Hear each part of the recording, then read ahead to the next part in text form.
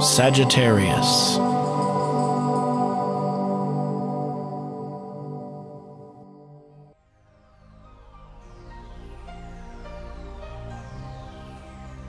Hello everyone, it is a new month and it's good to see you here as always.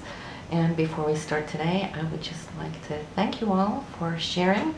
Our site is growing and I totally appreciate that, and all your comments, your feedback, your emails. Even though I may not have time to go in and respond to all of them, I do read them, so thank you for that. Now, also before we proceed, I have created a little tune which is for healing, and that in mind I have those that went down on the Malaysian jet, those who crossed over the Rainbow Bridge, and for their family members who have lost their loved ones, also the ferry boat that capsized with all those children in it. And most of us, we are mothers, you know, and as females, even for those of you who have no children, we are natural born healers. It's within our natures. And don't get me wrong, I also have a good percentage of you men too, so you're absolutely welcome to participate.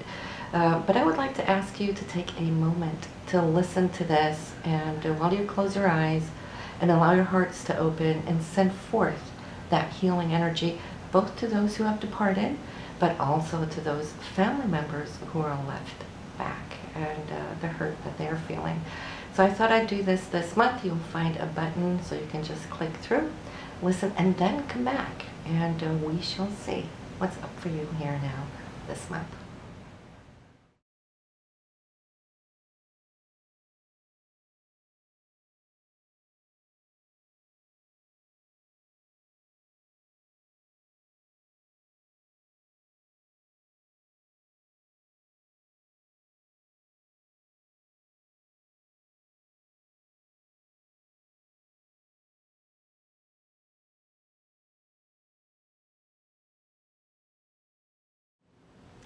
Hello Sagittarius, this is your forecast for June 2014, and as always it's so good to sit here and share with you. And this month for you it's going to be about relationships.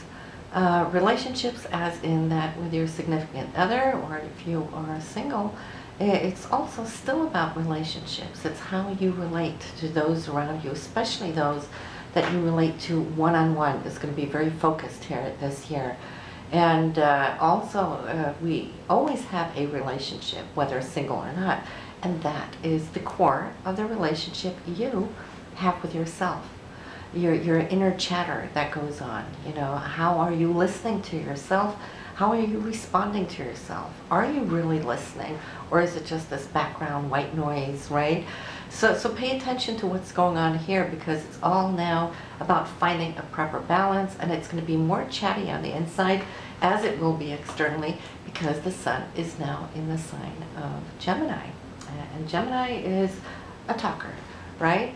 So this is going to be highlighting a whole lot of situations for you, especially because we're also going to have a Mercury retrograde visiting this very area of your chart. Mercury is currently in your 8th house here as we start off in June, and then June 7th it's going to turn retrograde. So first it's in your 8th house, so this has to do with resources, the money that you hold with your partner, or with your significant other, or it could also be money owed to you, or money that you owe, financial institutions and whatnot. The focus is going to be on how can you now balance these resources that are out there, but that you are somehow connected to. So that can be banks and other financial institutions, but it could also be money coming to you as far as like alimony, or also commissions and royalties.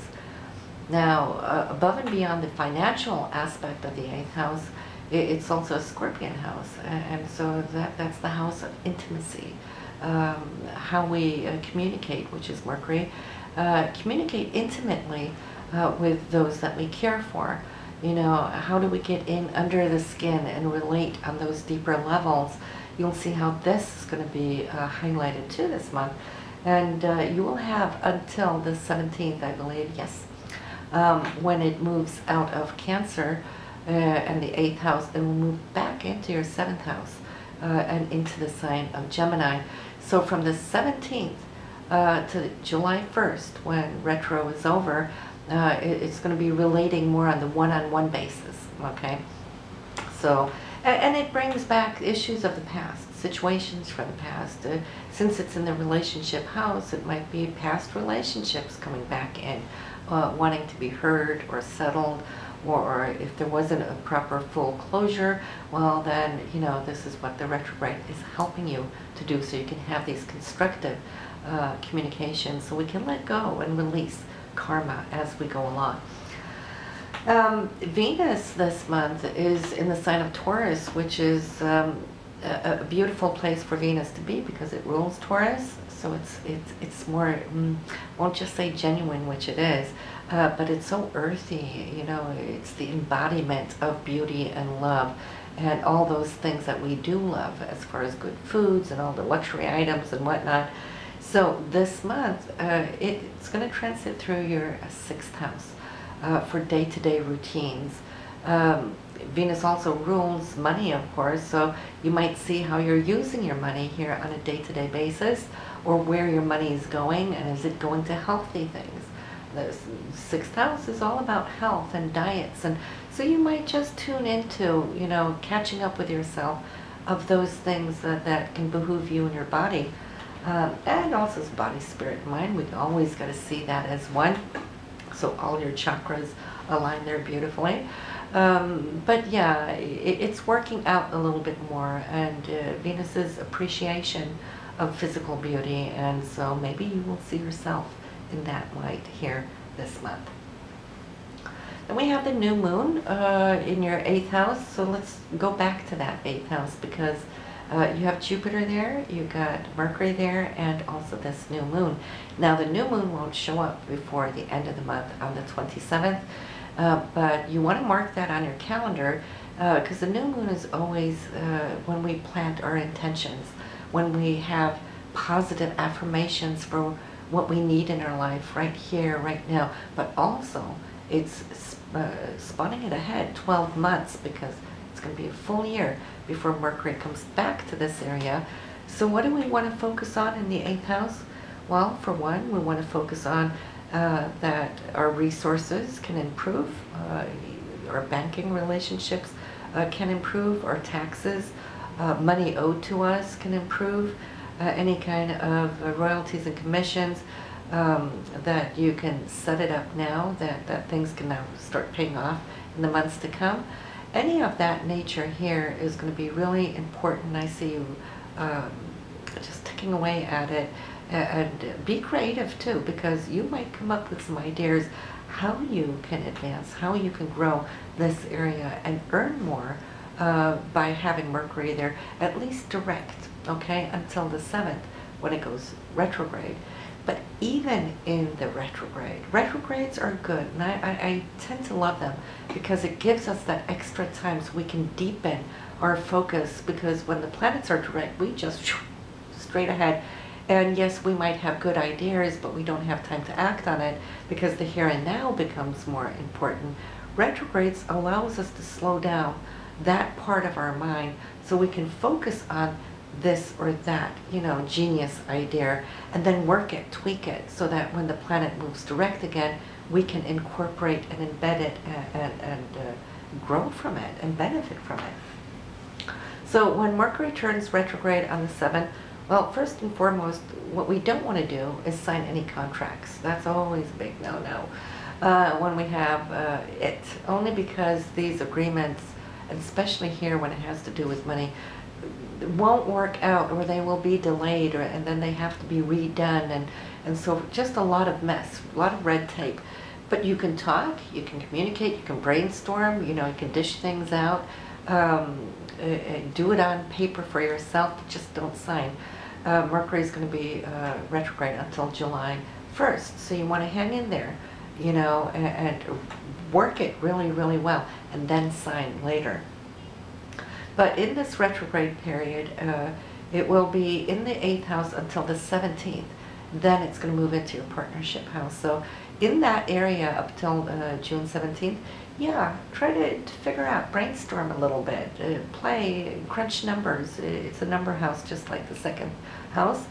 Crunch numbers and see what you can gain, you know, from past ideas, because yes, Mercury is going to bring a lot from the past back in. So you might have had some incredible things flying through your mind earlier, and now is the time to look at it and see how you can boost your income from it, okay?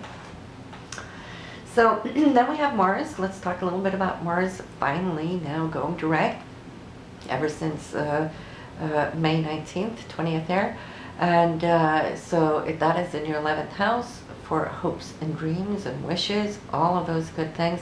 So now you can start seeing how that's going to pick up a lot of energy and move you forward. You might have felt that things have been sliding and vacillating a little bit, being in the sign of Libra. You know, or you put in too much in this direction as opposed to that direction. You know, so it's been like this since December. And then, of course, we have the retrograde from March 1st until now, letting go. And but now it's aligning itself with you. And not just hopes, dreams, wishes, which it is, but it's how you spend your energy.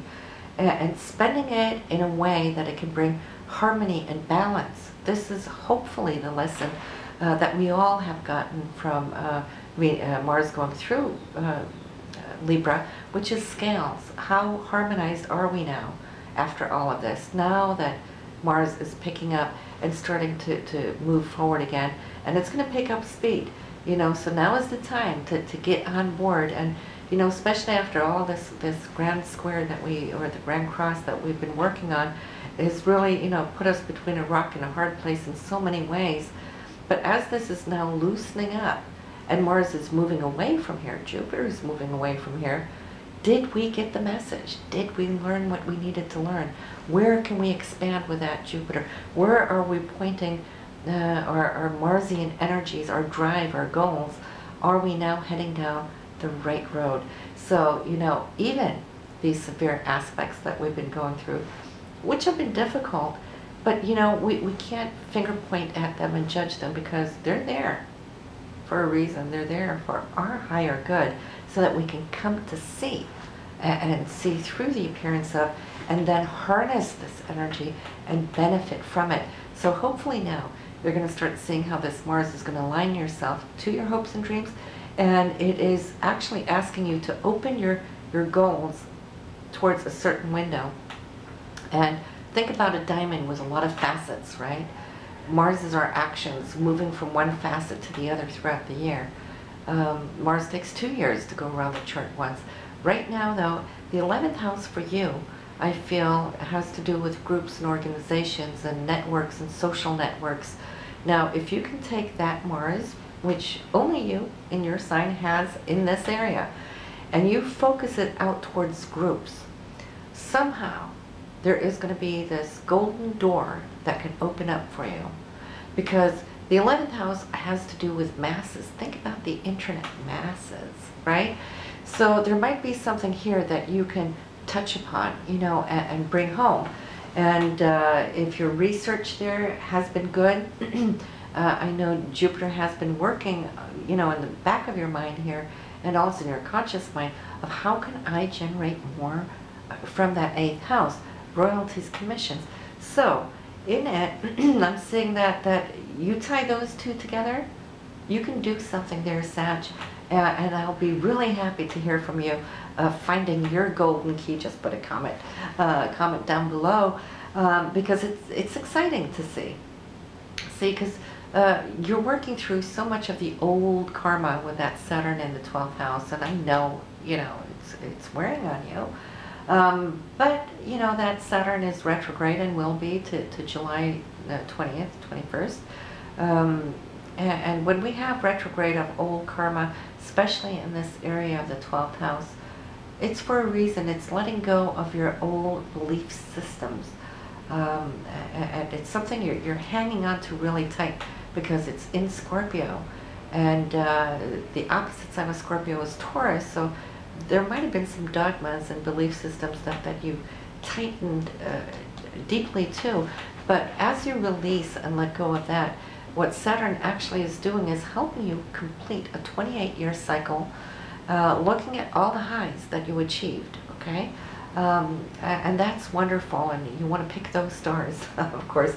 But it's also having you look at what didn't really work for you the last 28 years, okay? You're preparing yourself now, because in a few months from now, that Saturn is going to break out of the 12th house over the rising sign, the cusp, into your first house, and you're starting a new 28, 29-year cycle.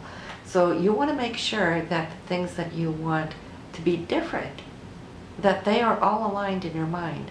And the only way you can break into that new is adding the new, but also eliminating those things that you do not want no more. Forgive, let go, you know, and then so that when you come into the autumn here, closer to the end of the year, you can, whatever you start, whatever you begin in that first house, that is going to carry you throughout the 28 next years, see? So it's important. Thank God for astrology, right? So Pluto is still chipping away at you here. Pluto's now retrograde, has been since April 13th, will be to September 23rd. So once again, it's crunching numbers. You know, how can you transform? Pluto transforms everything it touches. It's transforming your financial situation.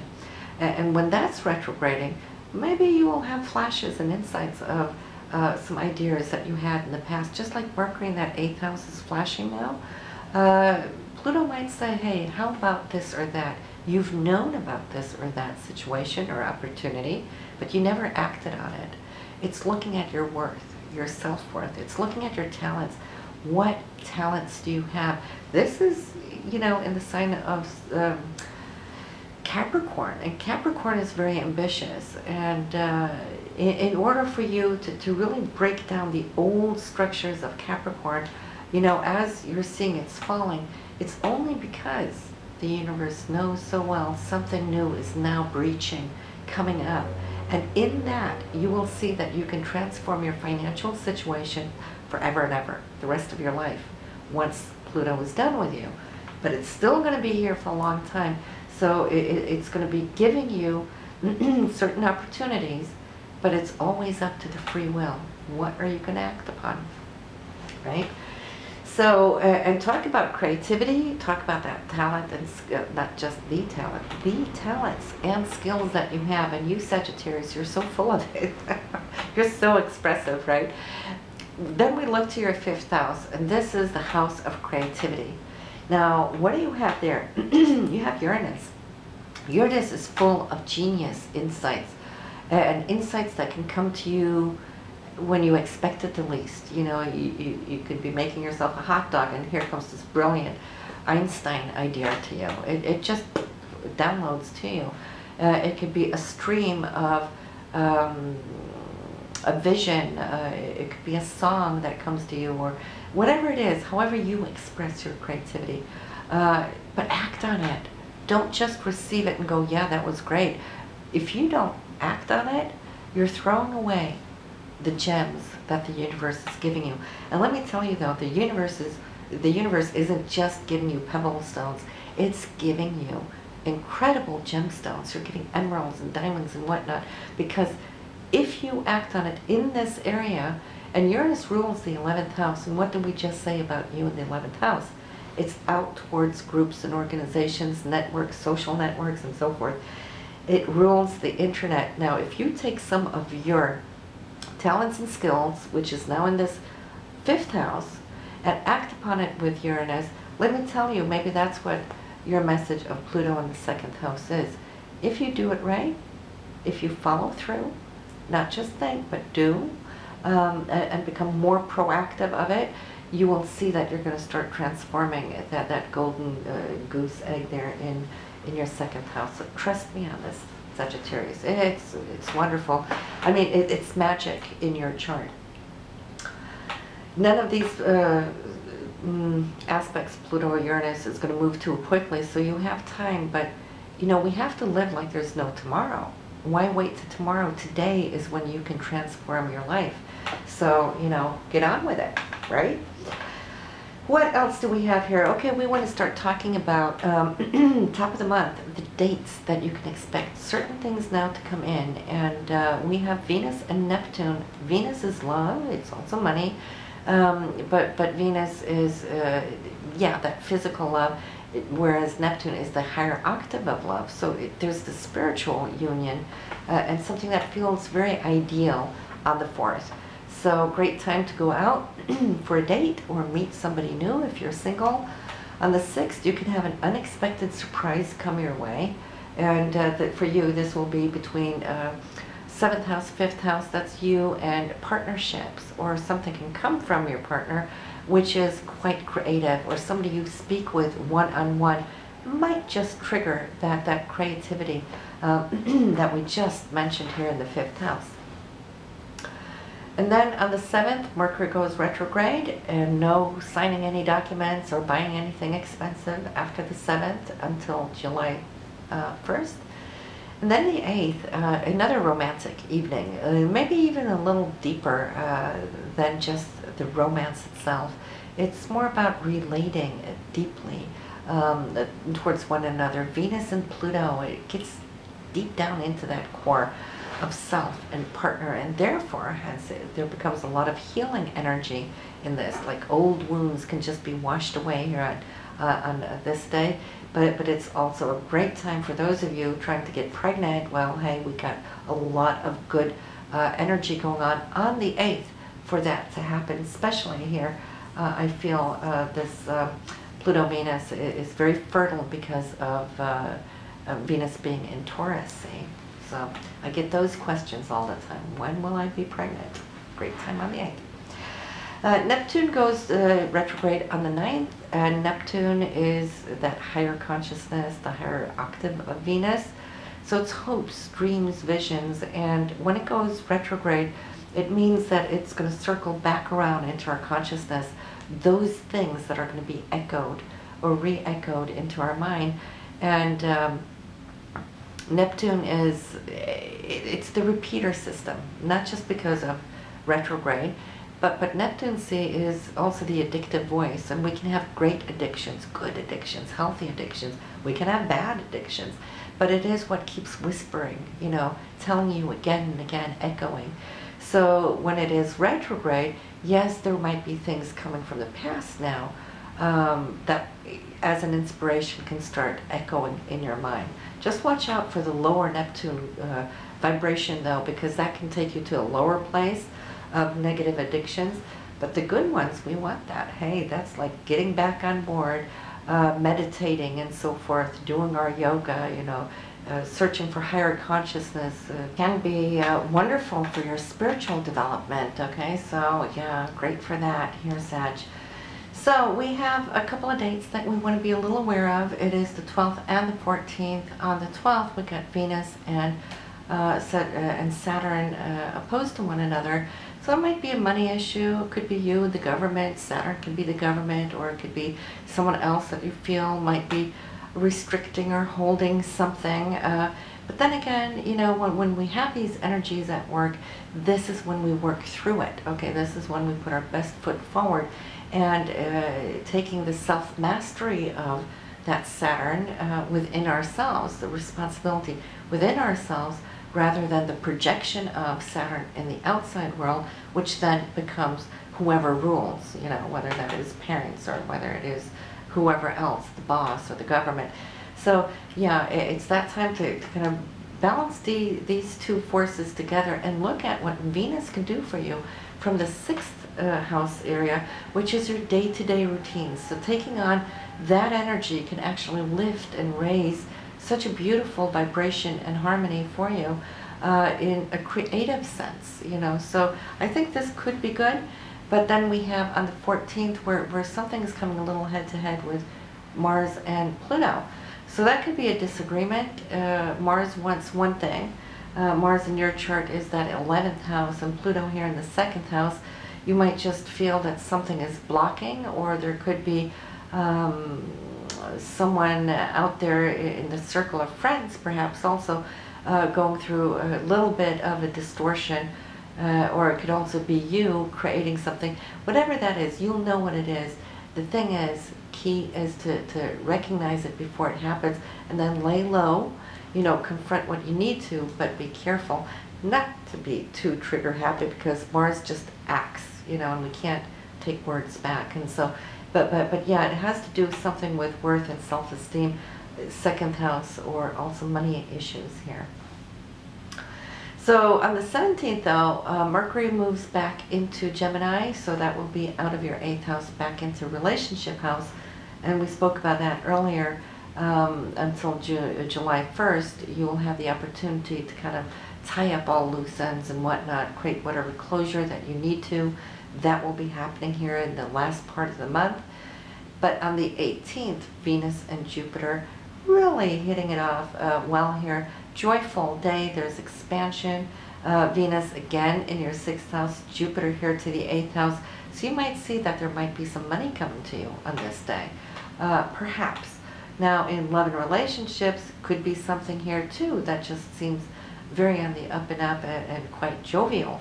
Now I've put up a file what Venus is going to do here. If you're listening to May, this June forecast in May, you will find a link up above here to see a little bit more in depth what Venus can do for you. And June 1st, I will be adding on to what Venus is going to do for the month of June, so you might want to come back and listen to it then. But this Venus here, see, in June with Jupiter, it's going to expand your horizon, your vision. It's going to add to the dimension of love, and it's like opening a portal there. So then we have Venus once again, but now moving into Gemini, out of Taurus.